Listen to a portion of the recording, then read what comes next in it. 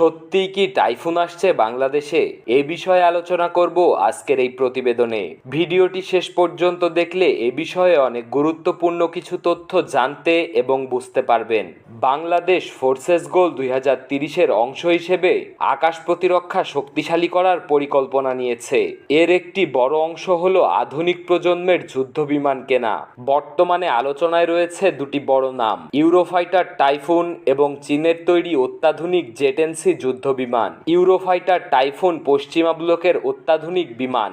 ইটালির company Leonardo এ নিয়ে আলোচনা চালাচ্ছে বাংলাদেশ বিমান বাহিনীর সাথে। এমন তথ্যই সাম্প্রতিক সময়ে সামনে এসেছে। ইউরোফাইটার টাইফুনে রয়েছে AESA রাডার, যা ন্যাটো মানের প্রযুক্তি ও বহুজাতিক সমর্থন ব্যবস্থা। তবে এর খরচ অনেক বেশি এবং চুক্তি এখনো চূড়ান্ত হয়নি। কিন্তু অন্যদিকে চীনের তৈরি জেটেন্সি যুদ্ধবিমান সাশ্রয়ী ও যুদ্ধক্ষেত্রে প্রমাণিত। একটি জেটেন্সি যুদ্ধবিমানের দাম প্রায় 40 থেকে 50 মিলিয়ন মার্কিন ডলার, যা টাইফুনের তুলনায় অনেক কম। পাকিস্তান ইতিমধ্যেই এই বিমান ব্যবহার করেছে এবং সম্প্রতি ভারতের সাথে সংঘর্ষে এটি সফলতা দেখিয়েছে। আন্তর্জাতিক গণমাধ্যমে এসেছে পাকিস্তানের জেটেন্সি অন্তত 3টি রাফেল যুদ্ধবিমান ভূপাতিত করেছে, যদিও ভারত তা আনুষ্ঠানিকভাবে স্বীকার করেনি। জেটেন্সির আধুনিক র্যাডার, AEWC সাপোর্ট এবং দীর্ঘপাল্লার মিসাইলের মাধ্যমে কার্যকারিতা প্রমাণ করেছে।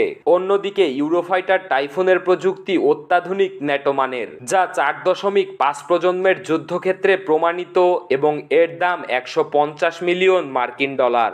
স্ট্র্যাটেজিক দিক থেকে পশ্চিমা জোটের সাথে সামঞ্জস্য, সাশ্রয়ী ও দ্রুত সরবরাহযোগ্য অবস্থা নিয়ে আলোচনা চলছে। তবে বাংলাদেশ বিমান বাহিনী আগ্রহ প্রকাশ করলে দ্রুতই এই প্ল্যাটফর্ম হাতে পাওয়ার আশা করা যায়।